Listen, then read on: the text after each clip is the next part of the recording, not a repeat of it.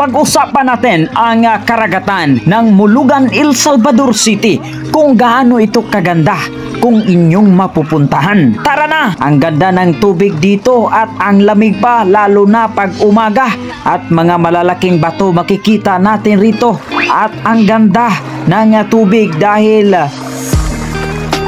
makakasiguro kang malinis. Dito na tayo sa sasakyan natin kasama ang ating pamilya para pupuntahan natin ang karagatan ng El Salvador City, lalo na sa Mulugan. Ito po ay libre para sa ating mga kababayan. Ngayon, samahan nyo ang buong pamilya namin para pumunta rito, at dito na blow na po, parang skydiving lang po ang tingin natin. At ito yung payag namin, oh. Bago kami naligo, dito muna kami nagkuha ng mga kuyamad at kuto. Kaya tumatawa sila dahil marami daw kuyamad nakikita. Bago tayo maligo, siyempre, kailangan tayo na maglakad papunta sa karagatan ng Mulugan. At ini-enjoy natin yung daan, at marami pang mga silingan dito na aming naagian. Nakausap pa namin bago kami bumaba dito sa lugar. May CR pa dito, may nilagyan ng mga baboy para kanilang mga inalagaan ng mga baboy. Dadaan kami. Kinausap namin yung mga tao para makadaan kami. At siyempre dito sa baba, ito yung basurahan, pero medyo wala namang mga kuwan dito kasi inalis na yung mga basura. Dito kami dadaan sa illegal exit. So dito tayo nag-entrance sa illegal exit para pupuntahan natin yung karagatan. At dito medyo delikado kasi kailangan mag-ingat tayo pagbaba, lalo na pag mga bata. So excited na po tayo, kaya dito na tayo sa entrance ng Mulugan, El Salvador City. Dito po yung liguan, dito po yung public beach po na tinatawag, ika nga, dahil walang bayad dito sa entrance. So dito na tayo naglalakad, nakikita na natin yung aura dito. Ang ganda ng area. Marami po mga tao dito pumupunta kasi libre dito po. Nagpapalamig sila dahil summer na summer ngayon. Nagpapalamig sila dito, nagduyan-duyan dito, kumakain yung iba. Karamihan dito may pamilya dala, at maraming mga pambot dito, mga sasakyang pandagat sa pangingisda ng ating mga kababayan dito na dito nabubuhay. Kaya ito yung mga bangka na inalagaan din nila. At siyempre makita na natin, oh, ang daming naligo dito. Mga siksi pa yung iba, kaya hindi na tayo naliligo dahil natatakot tayo sa mga siksi ba. Tinitingnan na lang natin yung sila naliligo. Oh, ang ganda dito sa area. Malinis po ang dagat dito. Malinis na malinis dito. Naglalaro yung mga anak natin kasi na-enjoy sila na nakapunta rito dahil busy sa pag-aaral. Pero ngayon po, dahil libre ang oras, libre ang panahon ngayon, walang klase, kaya pinuntahan namin dito ang lugar ng Mulugan. Ang dami dito. May tagalinis dito, kaya medyo na-preserve talaga yung dagat nila dito. May tagalinis na nakabantay rito. From time to time, maglilinis po sila. At syempre, yung mga kababayan natin, kailangan talaga na tulong tayo sa paglinis dito. Di tayo basta-basta kahit saan lang tayo magtapon ng mga basura natin, yung mga kinakain natin maubos. Pero ang ganda talaga dito. Siyempre may nagbabantay rin dito, yung mga aso kasama sa mga tao dito, nagjogging, nagpapalamig lang dito, naliligo yung iba namasura para ma-preserve. Dito naglalaro yung mga bata natin. Enjoy na enjoy po sila, naglalaro dito. Kaya siyempre bilang magulang po ng mga anak natin, masaya po tayo pag makikita natin silang masaya. Kahit po minsan makikita natin na medyo madumi, pero kailangan niya ng mga bata, karapatan ng mga bata na magiging masaya ang buhay nila sa paglalaro dito sa lupa. Yan po ang dapat ma-experience ng mga anak natin.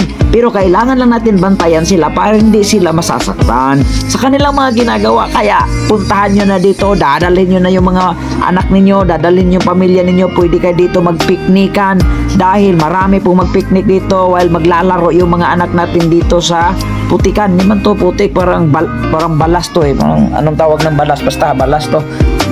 Dito naglalaro sila. Binabantayan ito ng LGU natin sa Mulugan dahil po pinipreserve ito para sa ating mangingisda, primarily para sa mangingisda. Dahil dito nilagay nila yung mga bangka nila. Dito nilagay nila yung mga bangka. Pero open po ito sa public, sa ating LGU ng Mulugan, na ang lahat ng taong gustong maligo dito, libreng-libre. Dito po tayo nag-training noon. Marami pong mga trupa ng ating gobyerno na dito nag-undergo ng waterborne training. So dito lumalangoy, dito po nagpapagabi, dito nagpapalamig, magdamagan po dito, nagpapalimig. Kaya yung anak natin, masaya po talaga siya nakalaro dito. Masaya at masaya talaga yung mga anak natin. Naglalaro dito sa gilid ng dagat, maliligo. Marami po mga bata pumupunta rito kasama ng mga magulang. Dahil po safe na safe po ang lugar at malapit lang sa highway. National Highway po yung dito sa kabila. At dito po sa dagat na ito, marami pong mga kabataan natin, yung mga young girls, young boys po pumupunta rito, nagpapalamig, nag-usap-usap, para na silang nagdi-date nga dito hindi mo halata na nagkikita yung mga magsyuta dito sa area dito kasi medyo maganda talaga dito pupuntahan.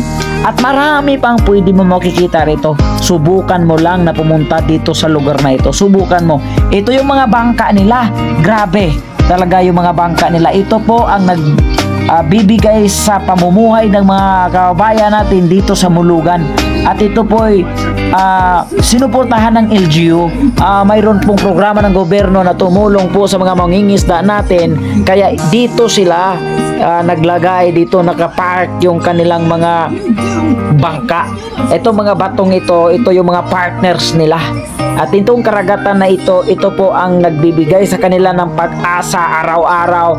Pag gumising sila, makikita nila yung kanilang mga gamit pang dagat. At ito pong mga kinhason, ito pong mga nakikita ating mga crabs dito. Ito pong mga kinukuha ng ating mga kababayan dito. Yung mga bato, nagpapakita po ng pag-asa at lakas ng ating mga kababayan na nabubuhay sa karagatan. Gaya ng mga maliliit nating mga kababayan na mangingisda. Sila po ay nangingisda araw-araw dito. Kaya kailangan nating suportahan ang ating mga mangingisda. Siyempre sila po ang nagpapasaya sa atin, yung pamilya natin, mga anak natin, yung asawa natin. Kailangan po maging masaya sa simpleng bagay. Hindi kailangan na marami kang pira bago ka masaya. Importante pupunta ka lang dito sa gilid ng dagat sa umaga para maramdaman mo ang kaligayahan na hindi mo mababayaran ng pira. Lalo na pag wala kang pira, dito ka na pupunta. Huwag ka na pupunta sa mga mall, huwag ka na pupunta dito sa mga parke na maraming nagbibinta. Kung wala kang pira, mahirapan ka lang at masasaktan ka. Dito ka sa dagat pupunta. Ang bato ang magsasabi sa'yo na maging masaya ka. Ang tubig sa dagat po ang magsasabi sa'yo na pwede kang maging masaya, pwede kang maging